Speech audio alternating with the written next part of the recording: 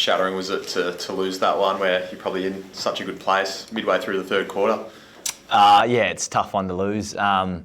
We obviously dominated a lot of that game, and to not come away with 4 points, it was tough. Yeah, it was pretty quiet in the rooms afterwards, but yeah, we just need to be better in that last quarter, and obviously kicking straight helps as well. You able to decipher, obviously, the inaccuracy, but what went wrong going forward with so many inside 50s? In terms of just the efficiency in the first three quarters? 50, yeah. Obviously, when you're kicking points, they kick it back out and we'll win it back. So, there's a lot more inside 50s because of that. But there's some little connection stuff which we went through today where we can get better. And, the coaches are talking about how exciting that is, considering we've been, trying to figure out how to get out of our D50 for a lot of the start of the year. So it's a different problem, but it's a good one to have. Didn't look that windy from where we sat, was it? It wasn't too bad, no, it wasn't too bad. It wasn't I didn't think it was a conditions thing. Maybe there was a little bit. It's different playing at Bunbury. There's no big stands around, but whether that had a factor, I doubt it. But I don't think the conditions had anything to do with it. We just had a bad day. Andrew McQuarrie said you don't know how to win yet as a team. You haven't learned how to win yet. You come from a winning culture. How do you teach that? It's a good question.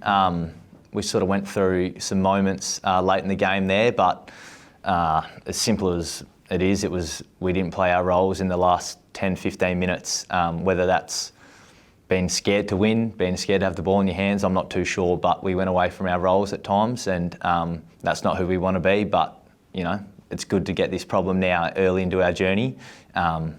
Later down the track when we're in these games, in hopefully some big games, big finals, we've learnt the lesson on the weekend. How do you think you're going with the game plan?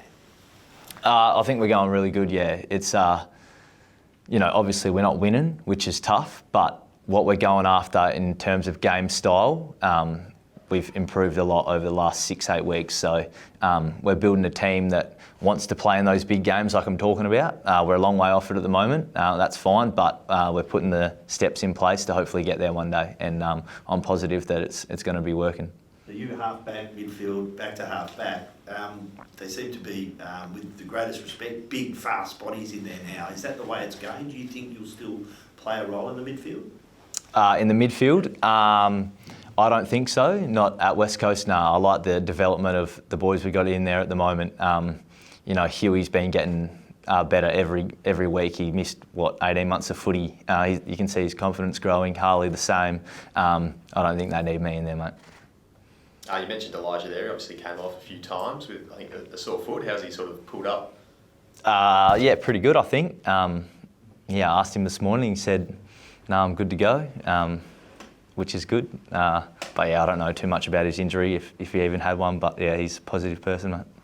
Saw you running with McGovern on track this morning. How's he holding up? Yeah, he's going good. I think I'm not sure when he faces the panel, but yeah, we're just supporting him the best we can.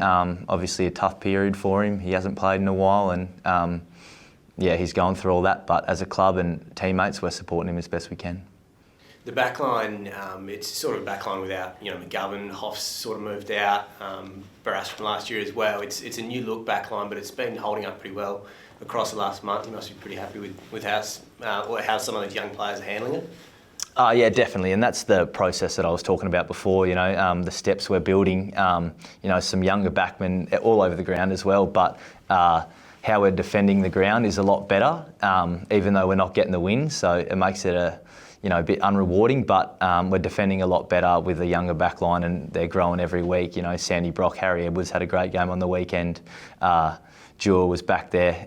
It's good to see, exciting to see, and Gov's just as happy as anyone with the way we're defending at the moment, even though he's not out there. So, it makes us proud that we're going that way. How are they shaping up for the challenge this weekend? We haven't spoken about this weekend just yet. We're still reviewing the game, but obviously Carlton have some big key forwards and a dangerous forward line, so they touched us up as well, 2 months ago. So we'll be ready to go. I'm confident we're a better team now than we were then. We've learnt a lot since then, so I'm looking forward to the challenge, but it's going to be a tough game as it always is against Carlton. Before your time, they have touched up a bit recently. Is that have the boys been talking about that at all? There's been a few in a row. I wasn't aware of that. No, I haven't heard about it. No. We've seen Ruben become a key defender in the past few weeks. I mean, how much extra flexibility does that give you guys in the back six to sort of roll off and take on other responsibilities at the same time? Yeah, I feel like he's very dynamic, as is Sandy Brock. They can play, against some speedier types and some bigger types. So it's good that we can chop and change. But I think he's been amazing the last 2 weeks. Obviously, the fourth quarter against Geelong, Cameron kicked a couple of late goals, but he did a hell of a job that day, and the same again on the weekend. He's playing his role nice, and it's not about individuals, it's about a back six, and everyone's starting to play their roles and come together nicely. It's obviously been pretty well documented that you guys get to spend some time at home for a few extra weeks. Do you notice a sort of discernible difference in your body coming off that game rather than having to fly to Victoria and back? I'm not too sure. I'm only, 12 weeks into travelling every second week, so I'm not too sure how it feels, but I'm sure the boys that have been doing it for years are feeling that way. But we're all hanging out for the bye, I guess, because everyone always is, but I feel like the way we've been the last 2-3 weeks with the energy around the club and the want to get better, I feel like everyone's bodies are, as good as ever and, ready to keep playing whether the bye was coming or not. So, staying at home probably helps that. The trade whispers, they always kind of circulate around this time of the year. I won't get you to comment on particular players, but you've been here for half a season now. What would your sales pitch be? Just the process of what we're going through. We're 6 months into a new coach, a new game style, a relatively young list. We're growing week on week. That's what it would be, come and be a part of something that we could build into a good team in 2-3 years' time. But we won't die wondering, we're going to do the work. And Tom McCarthy, have you been impressed with him on the track so far? Would you be happy with him coming straight into the side? I actually haven't seen him on the track yet. He was away last week and he obviously played the week before. So, but his games I've seen, he moves well. He's got good speed, good skills. So I can't comment on whether, I'd be happy to play with anyone on our list, mate. But if he comes in, he does. If he doesn't, he doesn't. But he looks like an AFL player, I think. Coming into the back half of the season, what sort of benchmarks are you setting for yourself personally? Continue the start of the season, I guess.